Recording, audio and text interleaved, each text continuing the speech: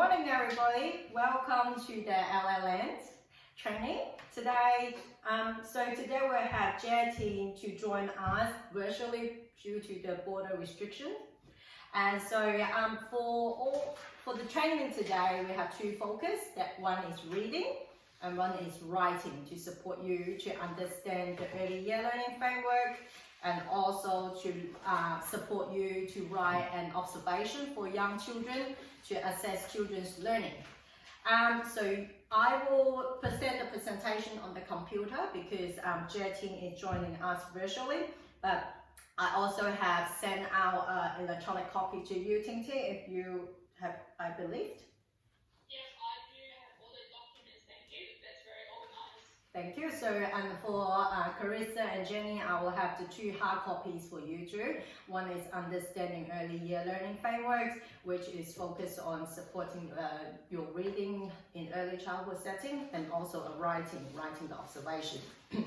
Along with that, I also have attached the observation templates that you will be using during your observations training, and also a couple of the examples of the observation to support you to write an observations when we're going through the writing observation sessions. And I also have a piece of blank paper for you to make notes if you need it. So before we start, any questions at all? Not So if you please have a look at the first presentation, our first sessions, Understanding Early Years Learning Framework. So before we started, I wanted to ask, what is Early Year Learning Framework? Well, it's in here. Can I read? Yes, you can read the content. It's a set of standards, practice and principles to guide early childhood workers with the education and development of children between the age of 0 to 5 years old. Yeah, so that's right. So it's take out information from the early year learning framework. So basically what it means is early year learning framework. It's a foundation, it's a reference document for early childhood educators and teachers to do planning and access children's learning. So the focus of the early year learning framework is play-based learning, so children learn through play, and also the importance of communication skills and social and emotional development of children. So that's pretty much the core of early year learning framework.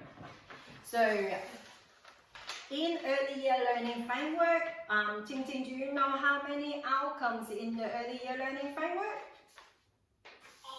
I guess that would be 4, but could you please explain a bit more about that? Yes.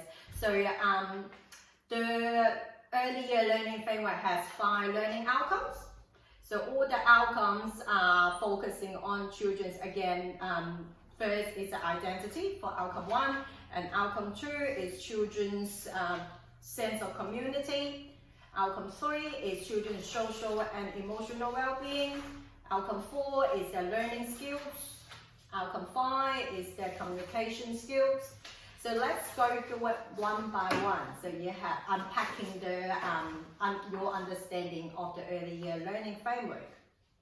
So if you look at the second slide, so you can see it on the computer. So outcome 1 is children have a strong sense of identity. So it's about children's identity. And under each outcome, it also has 4 sub-outcomes. So sub-outcome 1, children feel safe, secure, and supported. And sub-outcome 2, children develop their emerging autonomy, interdependence, resilience, and sense of agency. Sub-outcome 3, children develop knowledge, confidence, self-identities. And sub-outcome 4, children learn to interact in relation to others with care, empathy, and respect. So by looking at the main outcome 1 and the 4 sub-outcomes, what do you think any learning areas that can link to outcome 1? Any thought? sorry, I don't actually. Yeah, so just any learning areas that you think can link to outcome 1. So the outcome 1 is focusing on children have a strong sense of identity. So their identity. So what do you think? Is there any learning areas that you think can link to outcome 1? Any thought? Sorry. It highlighted, feeling secure and supported perhaps is during the activities the kids are more able to work, play as a team and help other kids to probably in some other tasks as well. Yes, you are on the right track, Jetting. So if you turn on the page 2, and you can see the learning areas that can link to outcome 1. So children's identity, so self-esteem. So if they, are the children be able to celebrate their achievements or to share a special moment with the peers, so their friends and the educator, their self-identity, are they proud of their cultural backgrounds and they proud of where are they from, and the families as well. So that is the identity, self-esteem, and also the second learning area that can link to outcome 1 is the sense of belongings, like what Ting Ting says about the community, so the team, about the team. So that has to belong to the community, belong to a group of children, or belong to a group of the community in the center or outside the center. And also relationship with the educators. So that means how are the children feeling secure with the educators in their room? Are they feeling, when they're feeling sad or, when they have emotional needs, are they going to come approach you to get comfort from you? So that is about the relationship, positive relationship with the educator. So that's 3 areas. So children's identity, the sense of belonging, and also relationship with educators. Any questions so far? No, that's explained very well. Yeah. I understand it. Great. So this area will help you to do the observation in the section 2. So you can use them as a reference in the future. And so now let's have a look of outcome 2.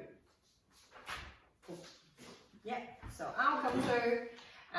So that can Jenny, you read the main outcome for me? Yeah, sure. So children are connected with and contribute to their work. So do I need to read all the details? The sub-outcomes, the 4 sub-outcomes. Children develop a sense of belonging to group and communities and understanding of the reciprocal rights and responsibilities necessary for active community participation. Children respond to diversity with respect. Children become aware of fairness. Children become socially responsible and show respect for the environment. Great, thank you, Jenny. So by reading the main outcome 2 and also the 4 sub-outcomes, what do you think the learning areas that can be linked to outcome 2? Any thought? So it's about the connecting to the world. Yep. Any other thoughts? No? Actually, I got a question. Okay, yes. Yeah, I don't really understand the 2.4, the last second bit, show the respect for the environment. Like, I don't quite understand. Can you give an example? Great, that's a very good question. So that's a reason that we're running the LLM supports, because I know all of you have really good reading and writing skills, but also it's good to understand these sessions, like what's that mean. And so outcome 2.4, it says respect for the environment. So when we say respecting the environment, that means how children actually looking after the learning environment, how they're looking after the classroom, and also looking after the natural environment.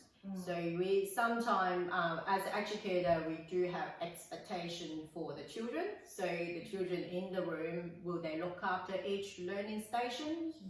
Will they look after the plants, or having awareness that they need to actually look after the plants and they will grow, or if they go outside, they step around the bush and pulling leaves, that is not quite respecting the environment. So when we say respect for the environment, it's all about how children learn to look after the environments, that's including the learning environment and the outdoor environment. Does that make sense? Oh, yeah, that makes sense now. Cool. So the learning area linked to the outcome 2 that has 4 learning areas. One is the sense of community, so belong to a group. So how they do an activity together, so that they connect to each other, they discuss their ideas, and they find a solution. So belong to a group. So it's a little bit different from outcome 1, because outcome 1 did say a sense of belonging, but it's a sense of belonging to a community. So outcome 1 is more so belong to a culture, community, belong to a family, that's the sense of belonging. So the outcome 2 here is a sense of community, belonging to a group, how they belong, work together, And the second learning area is a cultural diversity. So as you know, in Australia, it's very multicultural. So how children actually accepting other cultures, that is linking to area 2. So that demonstrates children's understanding of the world. So where they live, they actually, not just Australian culture, obviously there's Aboriginal culture, and there's also Asian cultures and other European cultures in our community too. So it's all about culture and community, and also respectful relationships. So as we mentioned before about the environment, how children respect the environment and also respect their, the relationship between the environment and themselves. And the last one is environmental awareness. So again, it's like what we mentioned before, how children actually aware of the setup of the environment, the indoor and outdoor, and how they actually put efforts into looking after this environment, treating the environment as their environment, the society that they live in. Yeah, any question?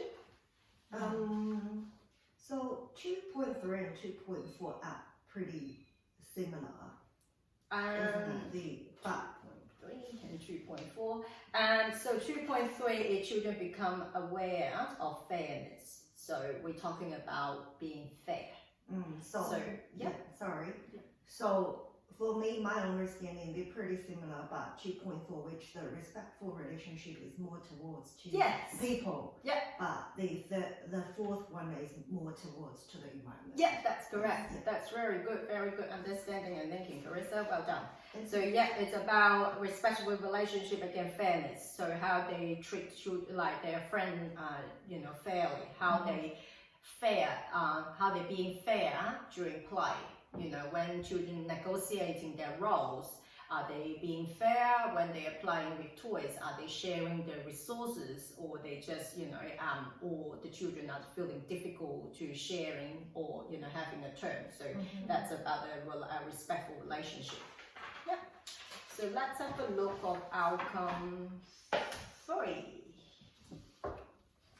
So outcome 3, Jetty, would you like to read out the outcome 3 for us? Sure. So learning outcome 3, children have a strong sense of well-being. So outcome 3.1, children become strong in their social and emotional well-being. And 3.2, children take increasing responsibility for their own health and physical well-being. Great. So there's only 2 sub-outcomes in the outcome 3, the main outcomes. By reading the contents of the outcome 3, what learning areas do you think that can be linked to the outcome 3? So I can give you a hint. So it's about their well-being. So the sub-outcome 1 has about social, emotional, And sub-outcome 2, it mentioned about health and physical. So what do you think the area that can link?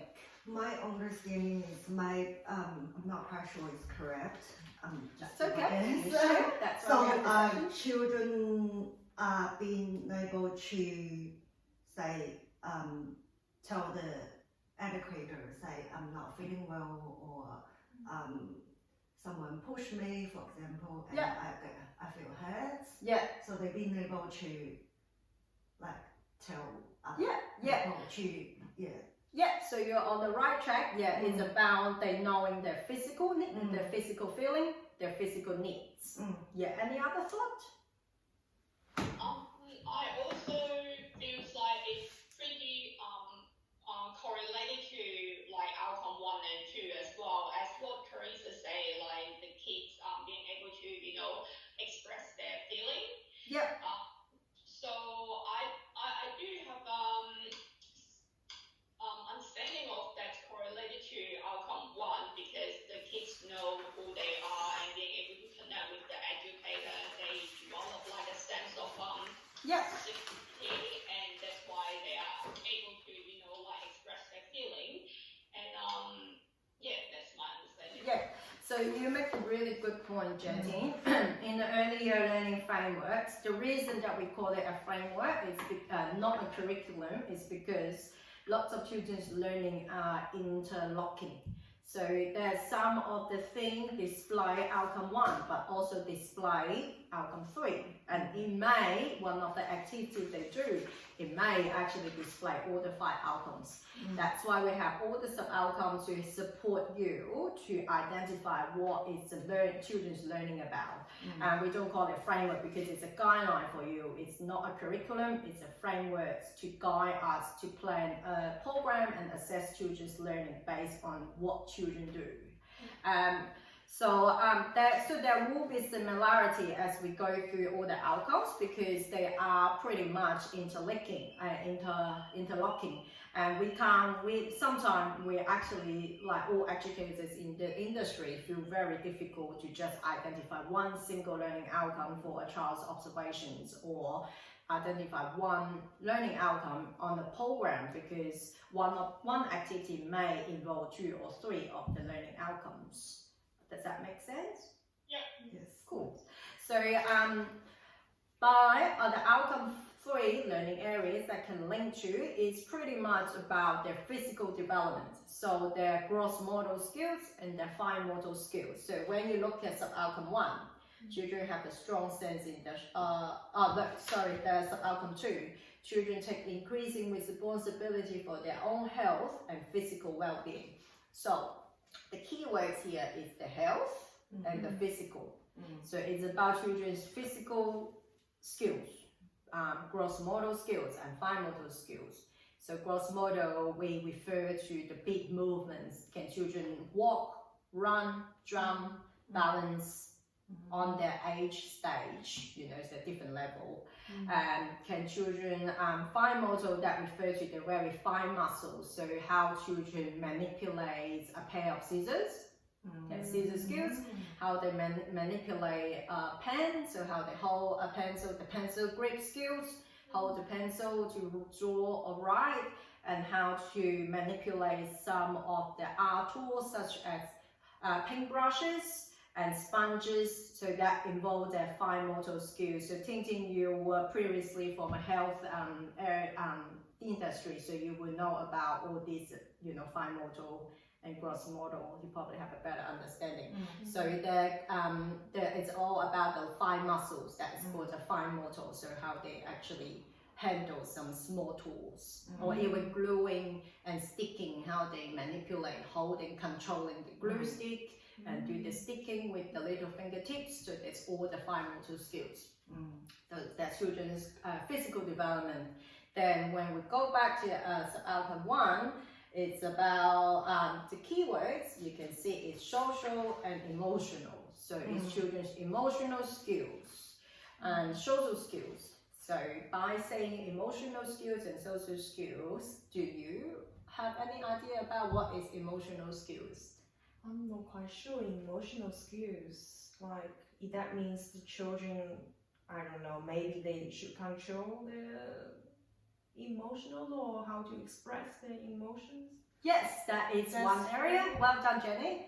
So emotional skills is how children, like what Jenny says, identify their emotions. So I feel very sad, or I feel very, tired, and I want to cry. So they'll be able to understand how they feel, the inner emotions, how they feel. Or I'm feeling very angry because someone just took my toys, or someone just threw sands at me when I was in the sand pit.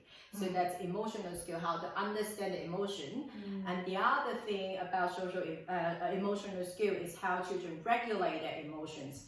So for example, just take us adult as an example, when you're feeling angry, what do you do?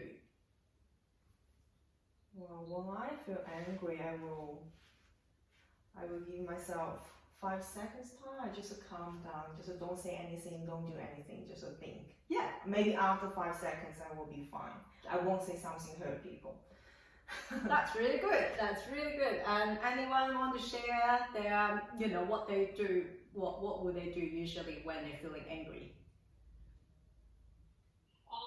Yeah, just like what Jenny said, I think being an adult, we are more responsibility to ourselves and also our surrounding as well. And so we will give us a time to calm down before we act. Yeah. Or maybe we have a short reflection of what previous experience is, and then that potentially influence what we're going to do next.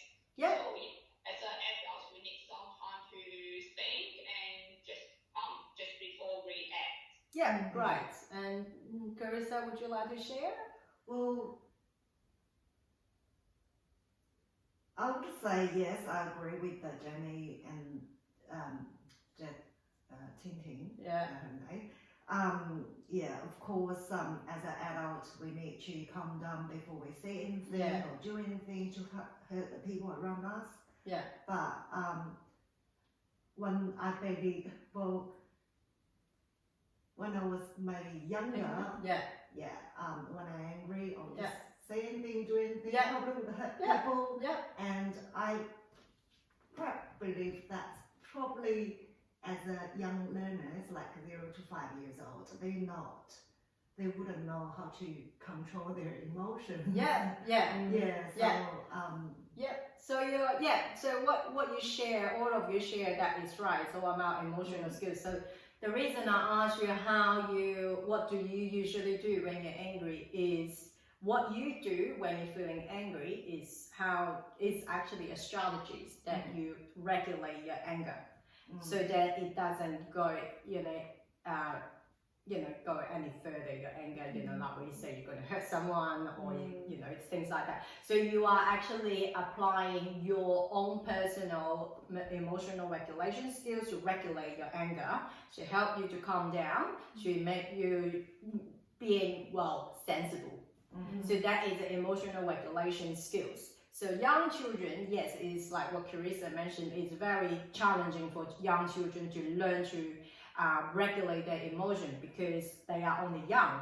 Imagine they only been in the world for 2 or 3 years. Their real life experience is not quite there to support them to regulate their emotion. But however, emotional regulation skills can start very early. When they're feeling angry, they start storming or rolling on the ground, crying. It's also a way for the young children to regulate their emotions, because this is how they feel like they can make themselves calm down. But our job is to support them how to, develop even better emotional regulation skills to, go through that really yucky emotion stage. So that's emotional regulation skills.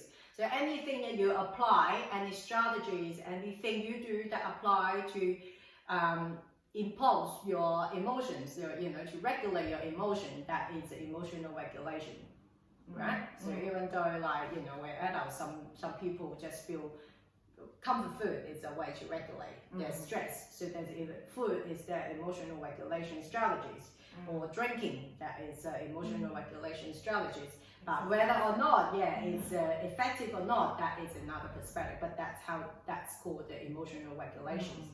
So social skills. So as you may understand a bit more, what do you think social skills involve? Like children, they have the skills to approach other kids, Yeah. or share the experience, Yeah. or to invite other kids to play with them. Yeah. Like Very good. Like what we adults do. Yeah, that's right. Now how our adults do. So social skill is more, it's about how children understanding the relationship with other people. What Jenny said, how to initiate play with their friends, and how they negotiate the roles in play, like when they're playing kitchen, like I'm going to be mom and you're going to be dad, or you're going to be the pet, that's negotiating the roles. Or when they're having a conflict in play, how do they actually solve the problem? Are they going to push each other, or they're going to just negotiate and discuss and or change the role? So that's the social skills. Any question? No, this one's not that hard to understand. It just made me apply my own reflection when I was young, when I was playing with my sister. She actually had the play roles, negotiations as well, and that is actually very making sense. So that is a social skill. So generally speaking, children negotiating role is actually quite an advanced social skills for children under 5, because they need to actually plan the play. So it's like an adult, they need to plan the event. So they need to this one need to do this, that one need to do that. So it's a sequence, it's like a story. So that's quite advanced negotiate role skills. It's quite advanced social skills for very young children. And so let's move on to outcome 4. And it's a bit long, so we're just going to read. Carissa, would you like to read just the main outcome? Okay. Learning outcome 4, children are confident and involved learners. Okay. So when we're reading the outcome 1, our main outcome 4, what do you think is the key word here? I think it's the confidence. Confidence. And any other words that you think can be the key word? Involved. Anything else? Learners. Learners, yes. So confident, involved, and learners. So as you can see, like these 3 words, confident, involved, learner. So that means it's all about children's learning skills. How they learn, how they develop skills to learn and explore.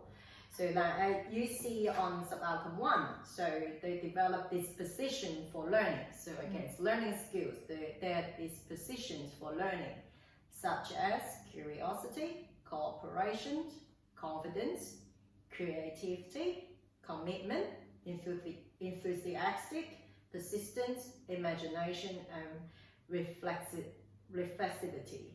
So it's how children actually have the skills, disposition to initiate in learning. So it's about learning, and the sub-outcome 2 again, how they use different skills, a range of skills to explore. So skills such as problem solving.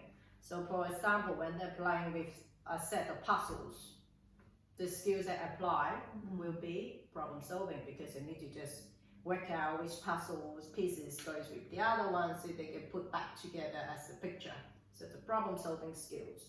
And also when they're doing counting, they need to work out, so if they see, for example, if they see a number 5, they need to work out how many, like if there's stones there, how many stones that they can put it onto the table to represent the number 5. So that is problem solving skills. Inquiry, so children actually being curious, asking questions, that's how they learn. Inquiry, inquiry from the educator and the peers, and also experiments. So do they actually try out some of the testing, you know, the hypothesis. Like, I know that it's a big word for young children, but you know, when they see, for example, they see a worm, or they think that I think the worm can swim. So that is a hypothesis for the young children. It's then what do they do when they make that hypothesis is that maybe they put the worms in the water to see if the worm's going to, you know, going to swim or going to die. So that is how they experiment and hypothesis, then doing research, obviously, because they're actually putting the worm in the water and to find out if the worm can actually swim or if the worms just only live in the dirt. So investigating, so this is all the learning skills that children are developing as a learner. So they're learning skills again.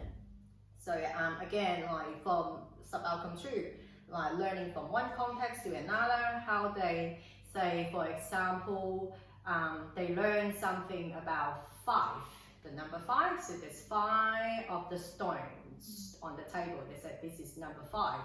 And if they go, when they're having a meal time, so when they're having lunch, would they apply this 5 to say that there's 5 balls on the table, so that it's applying from what they learn about 5 stone to a new context. So I can see 5 balls on the table, so at lunchtime. So then that means the children actually applying their understanding of number 5 into a new context at lunchtime. So that is what applying for one context to another. So from knowledge, from using one group of knowledge, applying to different area to support their understanding of the world.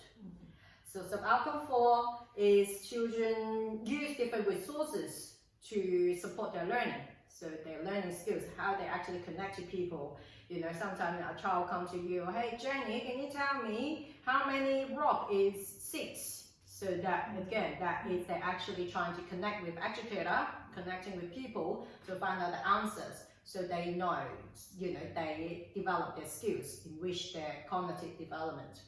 And technology, and obviously in this day we can't live without an iPad, smart board, so how children actually use the Google search to actually find out things instead of, you know, like playing games.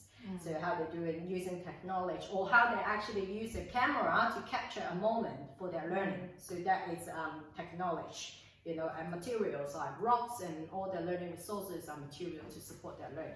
Yeah. So, I've done lots of talking. So what do you think the learning areas that can be linked to outcome 4 about learning?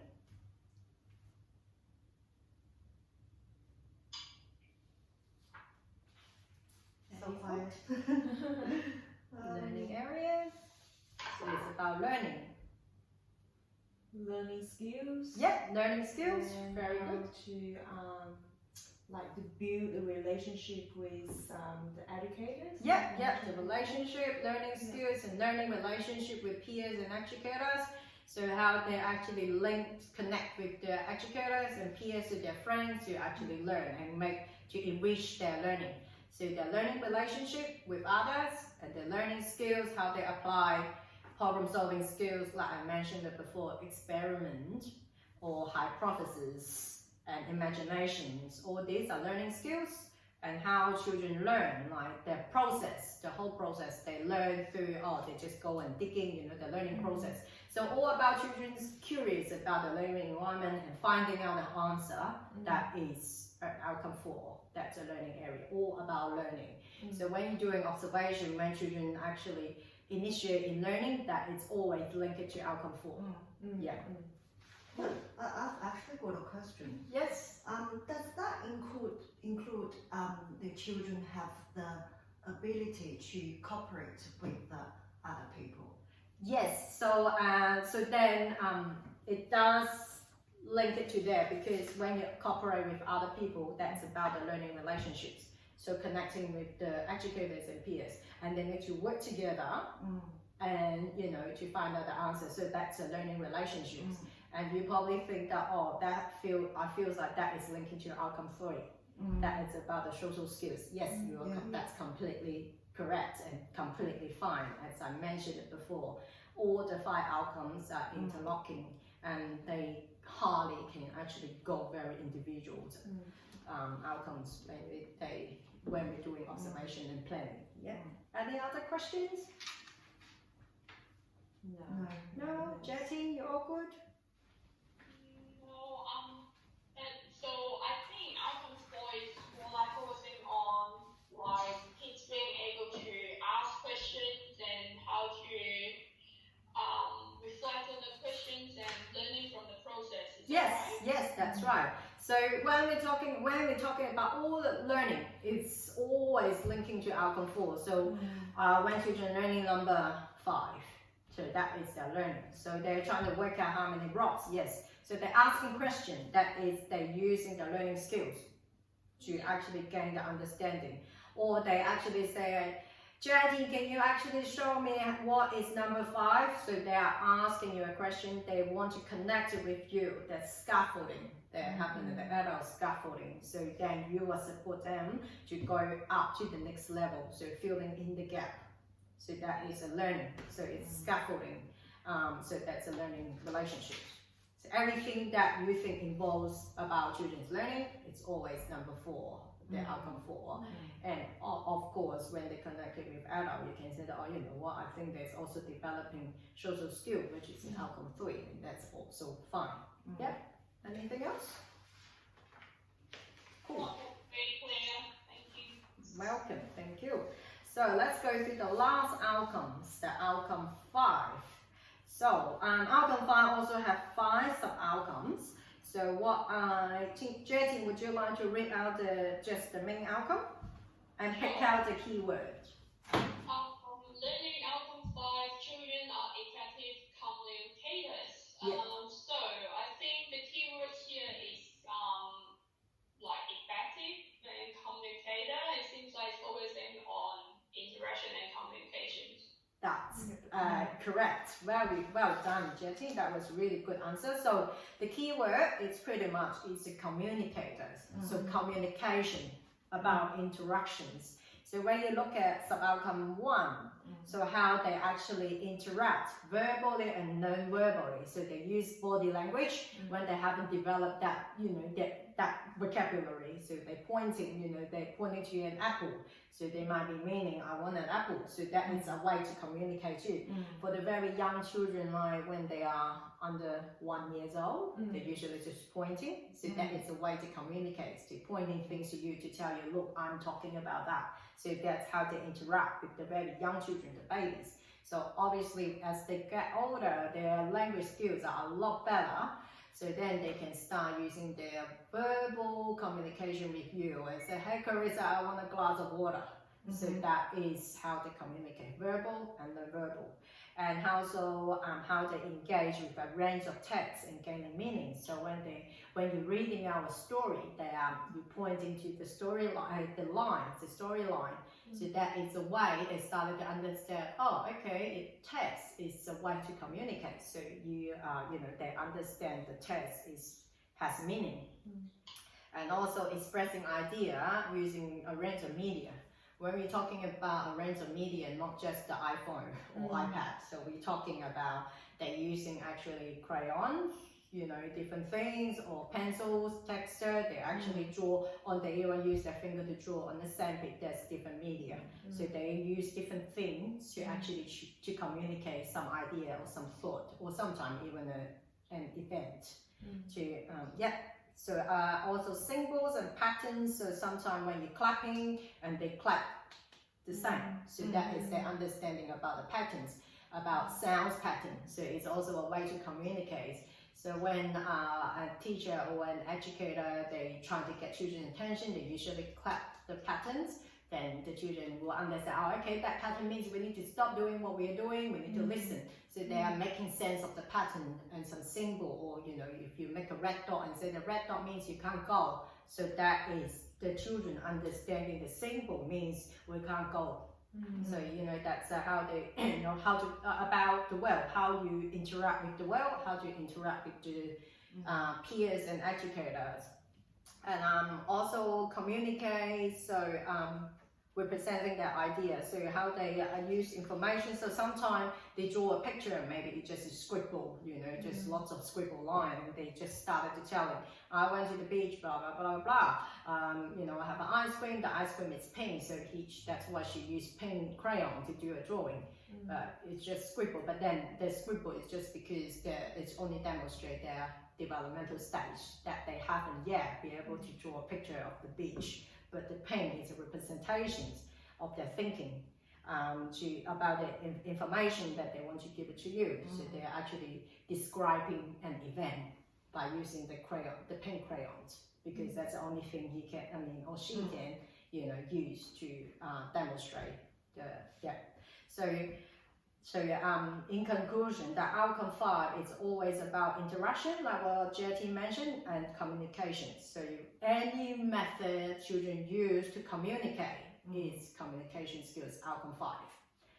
So by the explanation that I've given, what do you think learning areas that can link to outcome 5? Any thought? I think it's like the verbal communication. Yeah. And also you said the children who's under 2 years old, maybe they use the body language. Yes. To trying to communicate. Yeah. Yeah. And also I think it's observation skills. Like you said, sometimes when children learn or they're trying to communicate, maybe they will observe other people, educators. Yeah. Say how do they do it, and maybe they So I think it's observation skills. Yeah. Also like the learning skills. Yes. So they observe and learning how to communicate. So that is a way. So it's all communication, because they observe how other children or other people interact. Then that's how they communicate. So they're developing communication skills through observing other, or observing an event, or observing two people interacting. Yeah. Any other thought? That was really good, Jenny. Well done.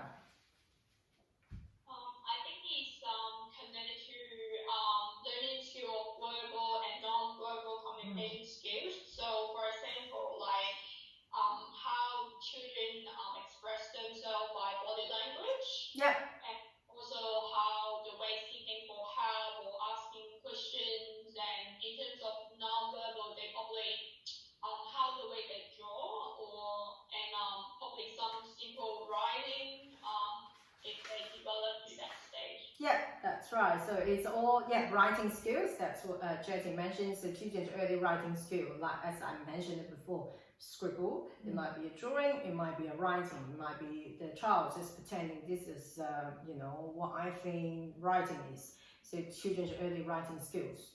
And also reading skills. So as I mentioned it, reading a story with you, understanding text. And using different methods like painting, drawing, craft, even cutting a few pieces, sticking on and telling you a story about something. That is a way they communicate, because their writing skills are quite limited in their age. So it's anything they use, any method they use to communicate, it's about outcome 5, or communications. Yeah? That makes sense? Yeah.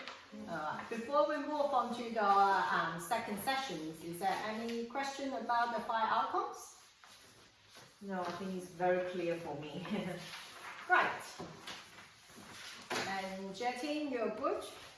Yes, very clear, thank you. Thank you. And Teresa, you are? Yes, it's pretty clear at this moment. Yeah. That's fantastic. Right. So let's move on to writing an observation for children. So observation, we use observation as a way to assess children's learning, like what we say.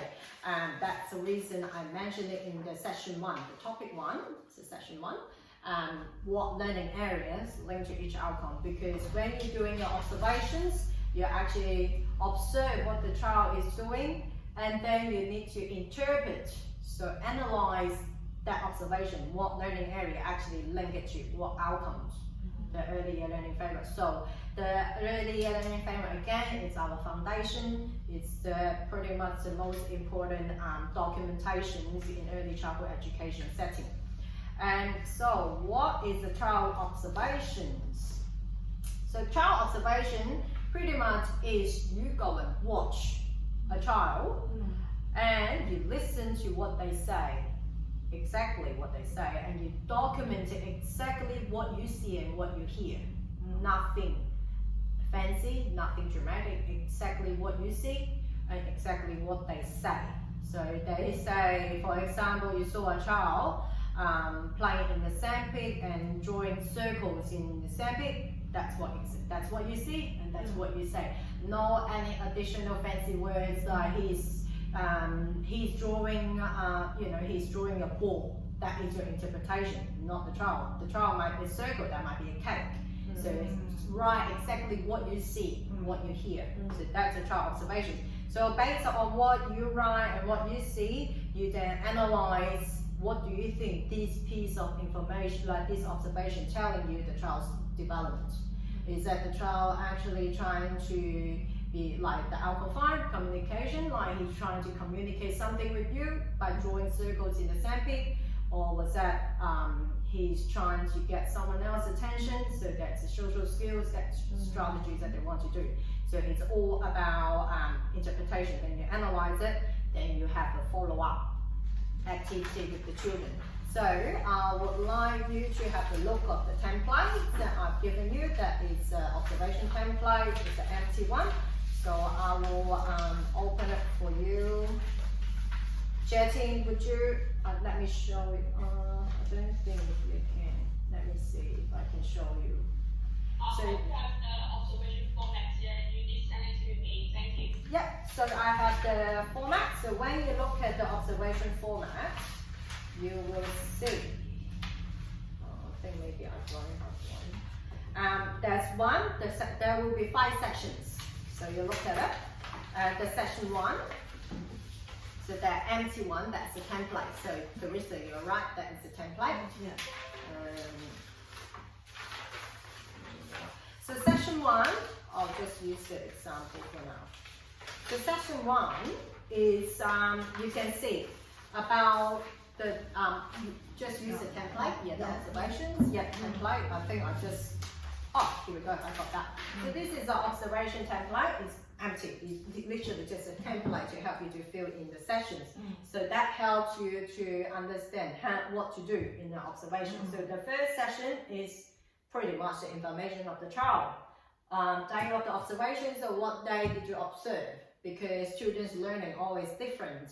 You know, like you observe in November and December, it might be completely different because the child keep developing every day. So you need to record the observation day, the child's name, obviously who you're observing, and also child's day of birth. So that it has given you the reference what developmental state the child is at. So then in session 1, observation. So what did you remember what I mentioned about what do you write on here? What the children did. Don't use fancy words. Correct. So very plain language, exactly what you see, what you hear. So then the section at the middle here is called the interpretation. So that is the session you analyze this piece of observations. Then the early learning outcome, which we just discussed before. So what is this interpretation linked to? Is that linking to the communication skill, which is outcome 5, or is that linking to the social skill, which is outcome 3? All right, so that's the learning outcome. And the last bit we will need to do as an educator is to do a follow-up. So by the reason we do the observation is to further support children's learning. So what activity you can plan to support this child to further develop the skills that you identify in the interpretations. So for example, the child, again, we do the child in the sandpit drawing circle. So there, he draw a lot of circles and then he says bubbles. That's what he says. So that's the end of your observations. It's a bubbles. So then you keep drawing circles. So that means the child is using sand drawing to represent his idea and thoughts. So he wants to tell you about bubbles. So that's so it's about they're using communication skills because they're drawing. So that's a communication, telling you the idea about bubbles. So that's outcome 5. So how you actually, the follow-up can be, okay, what can I do to support this kid to further develop the communication skills? Because that's what you identify. So you can think, oh, maybe I can provide different materials, like, I can give the child some crayons or texture and paper to draw, then to represent more ideas. So explore different way to express idea. So the follow-up, we're going to set up a crayon drawing table for the child to further understand it, for the communication skills. So that's a follow-up. So one activity that support your observations, like to make the child to further develop their skills. Because our goal is always planning activity that is child-led. So based on the child's interest, what the child's doing, we plan something for the child. So then they can further develop their skills. So we are scaffolding them. Yeah, so that's a template. And that's quite easy to help you to understand, okay, this is what I need to do. So it's 4 steps, well actually 5. So the information, observation, interpretation, our early year learning framework outcomes, and follow-up. Yes? Cool. So let's go back to the observations. I will open up the second.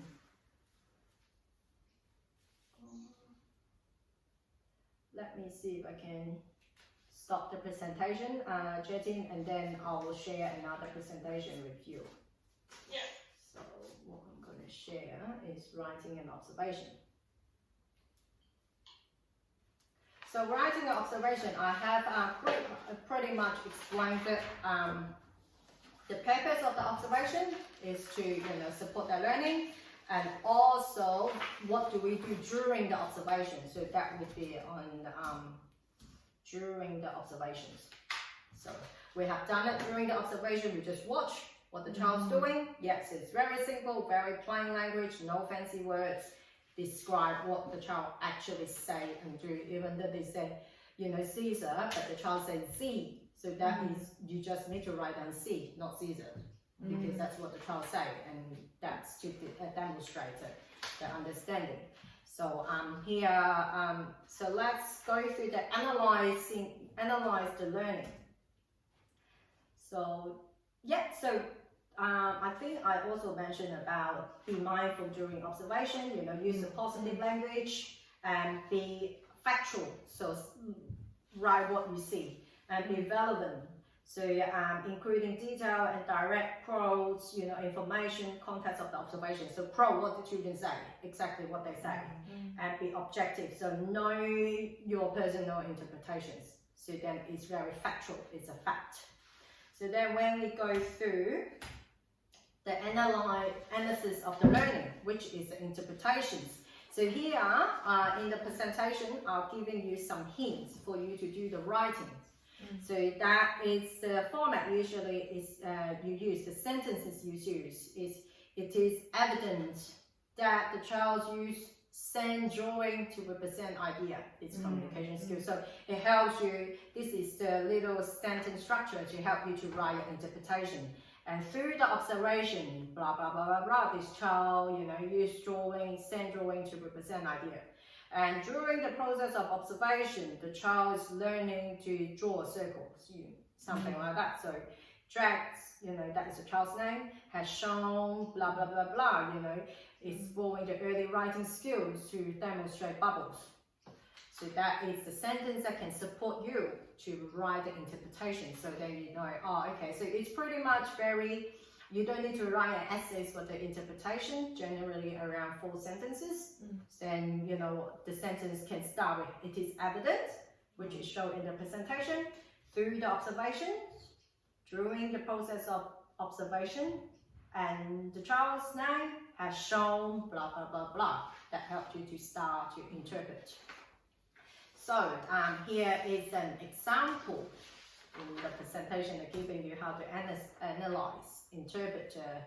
Through these observations, it is evident that Grace engages in and contributes to shape play experience. So then you explain. Then Grace helped her friends stacking blocks side by side. And Grace has also shown that she recognized the contributions she makes to shape experience. Let's make a house. I like our house. So you do your interpretation, so what you think. So then you link it to the observation. So like what it says, Grace helped her friends with stacking blocks side by side. then that is his share play experience.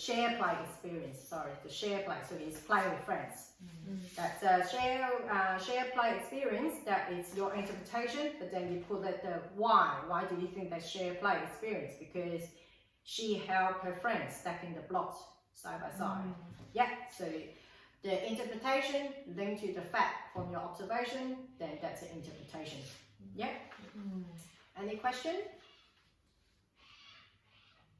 Not so far. Great, awesome. So then again, after, as on the template, after the interpretation, you link to the 5 outcomes. So I'm not going to go through that again because we have been really explaining it. So the 5 outcomes, which outcome that link it to the observations. Yes? Yes. And then the follow-up. So when we're doing the follow-up, it's about the next step to think about how to support the child to further extend their learning or their skills, so or further to develop their interest in a particular topic. So when, so they say, oh, I think the child can, the worms can swim. So then they explore. Then you will say, oh God, I think I need to extend something about worms. So then we extend the child's interest so they can develop that learning skills. Yes. Yeah. So here is an example. Jenny, would you like to read out the example of the follow-up? Yeah, sure. So to follow up and extend upon Grace's above experience, we will support her interest by offering pattern blocks with pattern cards for her to follow. Learning outcome 4.2.2, create and use representation to organize, record and communicate mathematical ideas and concepts. Yep, great. So when you're looking at the example, the follow-up and extend upon Grace above experience, we will support her interest by, so this is what you're going to do, offering pattern blocks with pattern cards for her to follow. So this is her learning, like previously that they was talking about recognizing the shared experience. So how they, so that is an experience, the educator improvement to further support her learning, you know, about maybe shapes or share play, how to play together.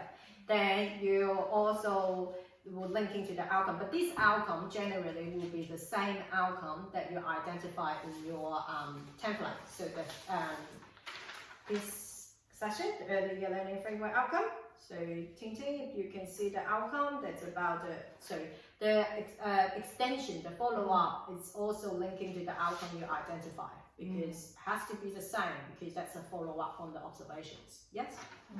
Cool. All right, I think just before we start, I have also attached 2 copies of the observations examples to support you to better understanding. So we can have a look. The first one is very simple. It's called the social development, and Jetty, I'm just going to stop sharing the presentation and show you the observations. Right. Okay, so the first one, you can, while I'm getting the observation example for jetting, you can have a read. Actually, where are they?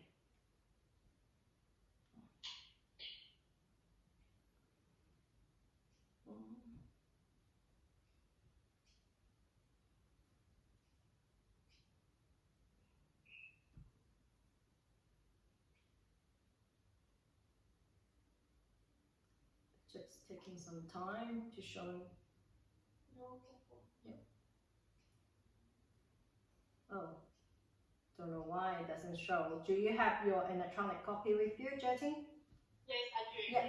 So let's look at the social development. I'm sorry, Jetty, I'm just not a savvy of tech, IT, so I apologize for that. And so let's go back to the presentation then. So the observation, as you can see, the date, observe, educators. Sometimes you do include the educators. So then when the parents come to you, you can actually, the parents know who to approach to if that is a piece of very sensitive observations, like, like if a child being very aggressive, there's some aggressive behavior observation. So then if you write down your name that you are the person to, did the observation, then the parents or even the center director can approach you that, hey, blah, blah, blah, can you give me more information? That is a reference. So then the people know who to approach to. So then usually in the observation, but it's not compulsory, you will attach photos that is giving you a more, like a visual clue. Like giving you, like everybody who hasn't actually witnessed the whole observation, they have an idea exactly how it happened and how the background setting looked like. So attach photos. I generally love to do photos, put photos in the observation. It just makes it a bit more interesting and not just test-based and boring. So with photo, it's a bit more interesting, especially for parents to look at. So put photos here. And then again, the first session, observations. Again, do you remember what do we do for observations? How to be spectral, to be objective. Great. Yep. Fancy word. Yep, that's correct. Well done, Jetty. So factual, very factual information. Objective. No, your personal emotion involved in there, or I feel so sorry for him because he fall down. You don't, no, those words. It's all factual. It's just your personal feeling that doesn't really showcase the understanding. So you can read the observation at group time. Rely not to go outside. We can stand next to me. Dylan says to one of his friends, "Stop pushing. It's hurting me." Dylan comment when being pushed from behind. Stand still like me so we can go out and play, Dylan says to his peers. So that's exactly what it says, and the quotation of the children's conversations. Right? So that's very simple. So you don't need to write big essays again, like very 3 or 4 sentences. That's finished. Then I think these observations, so that the templates that I've given you is just an examples. You can always develop your own template, but this is the core sessions that we need to include. So observation, interpretation, but some of the educator will make it really fancy words like this one, social milestone observed. So that's actually interpretations. So it's another word, but you can change the word as long as you include all the core sessions in the observation. So start developing friendships, so very basic. Become more aware of the people feelings. Like to dance and sing. Show understanding of good and bad behavior. So that is an interpretation from what it says, from the observation, hurting, that's feeling. And finding solutions, how to be, for good and bad behavior. And, and they're dancing and playing outside. So then down here, linking to the early year learning framework. So then it's not so clear. I think this one, they display all the outcomes and sub-outcomes, and you just tick it so you can see on this observation they actually tick the 3.1. And also one more tick, I believe, somewhere. I think just one. Oh, just the social. But yeah, that's right. It's about the social. Well done, Carissa. So just one tick. So you tick that and done. So the downfall, there's one thing about this observation is missing. Have you noticed? There's one section missing in this observation. Interpretation, but outcomes. They did tick the outcome. Or follow-up. Follow-up, that's right. So there's no follow-up in these observations. Which is very fundamental. So this is only a pure piece of assessing children's learning, not planning the program, not planning for the children. So it's purely just for you to see, but there's no interpretation. So the best thing is, and this is a new requirement in early childhood education, to have follow-up, especially in Good Start early learning setting. It has to have follow-up to follow the learning. So again, the second one, that's a second example that you can use. It's jotting. So this is very different than this one. So it's actually have 3 snapshots of the child's observations. Again, has photos, just making it very interesting. And if you have time, obviously you can make it very colorful too, but that's not compulsory because everyone has, just not enough time. So don't worry about being fancy, but just make sure that it's professional writing.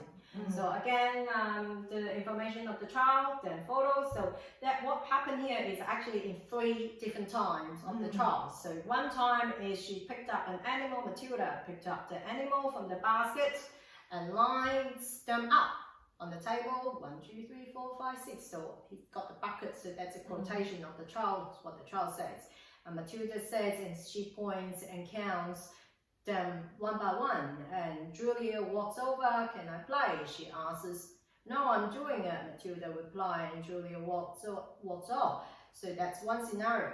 Then the second one, so it's playing with another child, with Lachlan, and blah blah blah, doing with Play-Doh, and get off the seats and go around and pick up the Play-Doh and sit back down. So the last one is playing outside with a group of children. So you can actually do this one. It's more time consuming, but there's nothing wrong with this. You actually showcase probably the same outcomes, but in different contexts, to giving you more information about the child's learning in that particular learning area. So this one, it's called the jotting. So you always use the first tense. So this is because that's actually what you see. So the observation that we looked at before, the social development, is actually the past tense because you rolled it up at the end, after. So that's 3 different type of observation. Jotting is a present tense. So you literally just jot down, then that's, that is your observation. So it's a present tense because what you're doing is straight away, you complete it straight away. So this one is actually the past tense. So you observe, you actually just observe, no writing, you're just observing it, and then you write it down after. So it's a difference, past tense and present tense, jotting. So then again, after the observation, what do we do?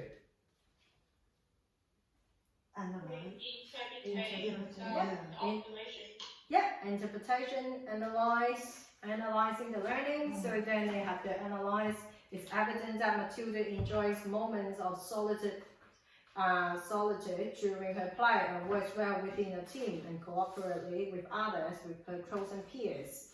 So this is all about, what do you think the outcome link it to? So then we link to the outcomes. Link it to the outcome. So social play. Outcome 3. So then you have to tick them. Yeah. And again, what is missing in this observation? Follow up. Yeah, that's right. So the reason I show them to you is because they are very good examples of observation. It shows 2 types of observations. However, the only downfall of these 2 is that they're missing the follow up. So do follow the template that I'm giving you, so it helps you to write down and doing a very, professional observations. Yeah. Any questions before we finish the sessions? We're finished? Yes. So that's the 2 sessions we do, the 2 topics. One is to understand the early learning frameworks, which you guys are very engaging. That was really good. And the second session is from writing and observations, how to write, break down the sessions, how to write and observations. Yeah. So any questions so far in terms of these 2 training sections? I think it's very clear. Very clear, yes.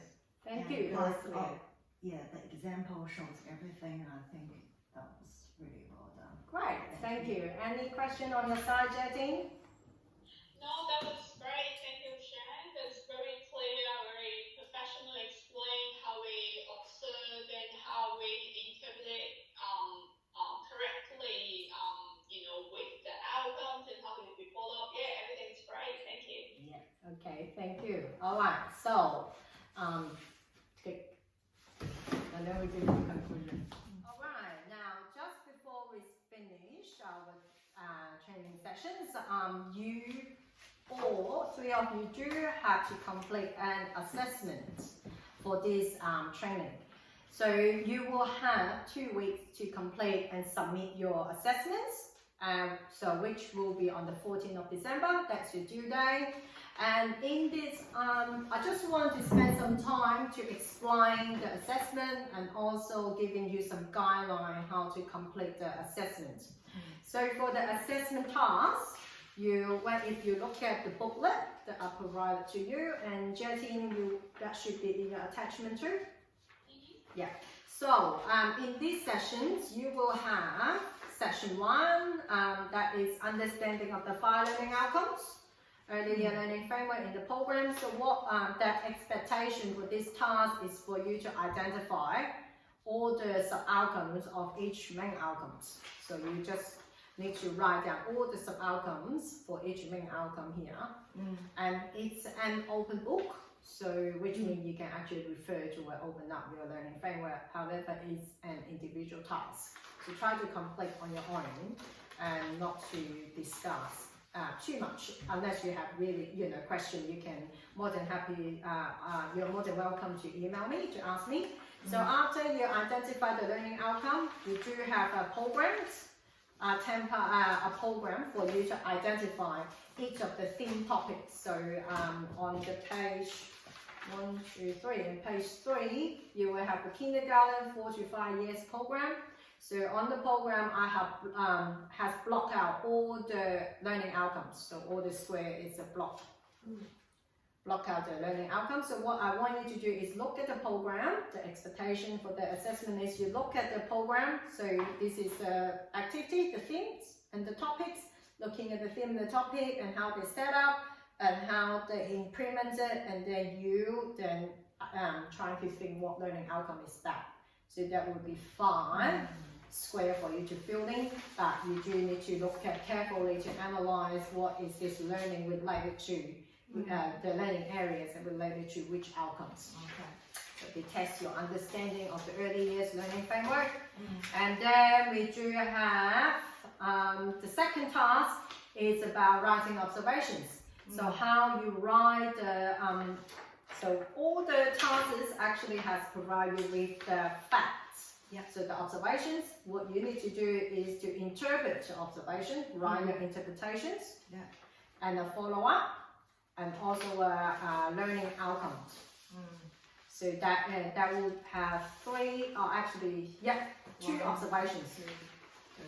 2 observations for you to complete. So again, this is an individual task. I would like you to complete on your own time individually. And if you have any question, please email me. And it's a way to see how much you're understanding writing observations and the understanding of the early year learning framework. So the due date, just mentioned again, is the 14th of December. Any question for the assessment? No. Thank you. All good, Jetting? Cool, awesome. All right. So before we finish the session, I do have feedback form for you to complete. So it's also in your pile of paperwork that I've given you. So the reason is to what I wanted to see, and also for you to reflect how useful this training session is for yourself in your new industry, and also some feedback for me as a trainer. See anything that you want further from me, so then I can improve in the future. Any questions? No? Thank you. You're welcome. Thank you so much for coming in for the training today. Thank you, Shan. That was great.